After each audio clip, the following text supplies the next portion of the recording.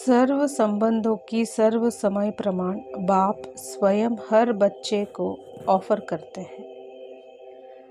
जैसा समय वैसे संबंध से साथ रहो व साथी बनाओ। कोई समय तो संबंध से साथी बनते और कोई समय साथी को किनारा कर देते हो। फिर कहते हैं कि अकेलापन फील होता है, चलते चलते अकेलापन लगता है। और अकेलेपन होने से क्या होता है, अपना श्रेष्ठ जीवन साधारण जीवन अनुभव हो जाता है। फिर कहते हैं बोरिंग लाइफ हो गई है, कुछ चेंज चाहिए। एक तरफ बाप दादा को खुश करते हैं कि हम तो कंबाइंड हैं। कंबाइंड कभी अकेला होता है क्या? बड़ी अच्छी अच्छी बातें करते हैं बाबा, हम तो है ही कंबाइंड। फिर 14, 20, 15, 20 वर्ष बीतता तो कहते हैं चेंज चाहिए, अकेले हो गए हैं। वैसे भी देखो, दुनिया में अगर चेंज चाहते हैं तो कोई सागर के किनारे पर जाकर सो जाते हैं, कोई मनोरंजन में चले जाते हैं, डांस करते हैं, कोई गीतों में मौज मनाते हैं, कोई कंपनी या कंपेनियन का साथ लेते हैं। यही करते हो ना, खेल करते हो। खेलों की दुनिया में बगीचे में चले जाते हैं। यहाँ ज्ञान सागर का किनारा है, ये भूल जाते हो। अगर सागर पसंद है तो सागर के किनारे बैठ जाओ। बाप ज्ञान सागर है ना, बाप कंपेनियन नहीं है क्या? उससे मज़ा नहीं आता कि समझते हो बिंदी से क्या मज़ा आएगा? आप सभी को सदा बहलाने के लिए तो ब्रह्मा बाप भी अव्यक्त हुए, लेकिन यहाँ तो सदा का साथ चाहिए ना। जब भी अपने को अकेलापन अनुभव करो तो उस समय बिंदु रूप नहीं याद करो, वो मुश्किल होगा, उससे भोर हो जाएंगे। लेकिन अपने ब्राह्मण जीवन की भिन्न भिन्न समय की रमणीक अनुभव की कहानियाँ स्मृति में लाओ। अनुभव की कहानियों का किताब सभी के पास है। जब बोर हो जाते हैं तो नॉवेल्स पढ़ते हैं ना, तो आप अपने कहानियों का किताब खोलो और उसे पढ़ने में बिजी हो जाओ। अपने स्वमान की लिस्ट को सामने लाओ, अपने प्राप्तियों की लिस्ट को सामने लाओ। ब्राह्मण संसार के विचित्र प्रैक्टिकल कहानियों को स्मृति में लाओ। जैसे अपने को चेंज करते के लिए समाचार पत्र पढ़ने का भी आधार लेते हैं, तो ब्राह्मण संसार के कितने अलौकिक समाचार आदि से अब तक देखे हैं, वो सुने हैं। समाचार पत्र भी आपके पास है।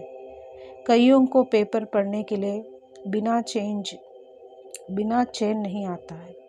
पेपर भी आपके पास है, पेपर पढ़ो। डांस और साज तो जानते ही हो, बिना थकावट के डांस करते हो। मनमना भाव होना ही सबसे बड़ा मनोरंजन है, क्योंकि सर्व संबंधों का रस व अनुभूतियाँ करना ही मनमना भाव है। सिर्फ बाप के रूप में यह विशेष तीनों रूप संबंध से अनुभव नहीं है, लेकिन सर्व संबंधों के स्नेह का अनुभव कर सकते हो।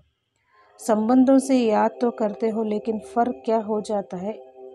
एक है दिमाग से नॉलेज के आधार पर संबंध को याद करना, और दूसरा है दिल से उस संबंध के स्नेह में लव में लीन हो जाना।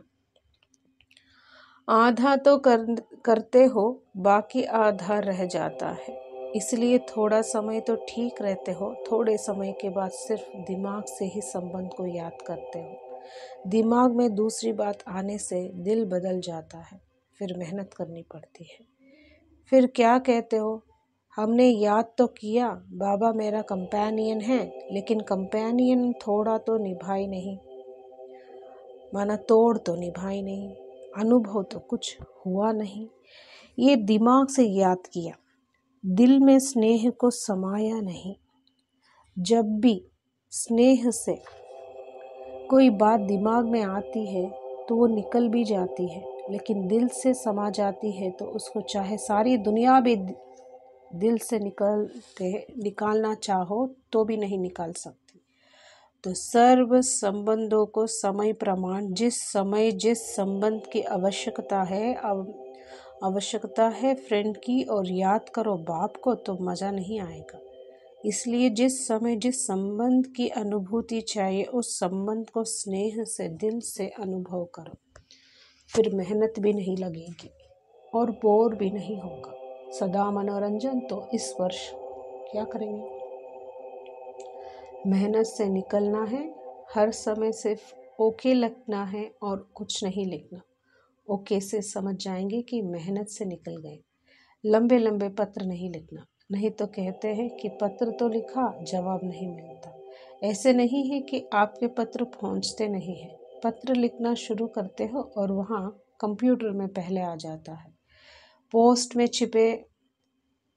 में पीछे पहुंचता है। वैसे बाप दादा इतने लंबे पत्रों का रोज की मुरली में सबको जवाब देते हैं।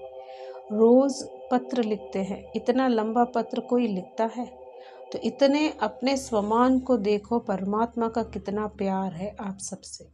परमात्मा का प्यार है तब पत्र लिखते हैं, अर्थात मुरली में उत्तर भी देते हैं और सदा याद प्यार भी देते हैं। अगर कोई भी क्वेश्चन उठता है या कोई भी समस्या सामने आती है तो मुरली से रेस्पॉन्स मिलता है। तो फिर कभी शिकायत नहीं करना कि उत्तर नहीं आया। बाकी अच्छा करते हो।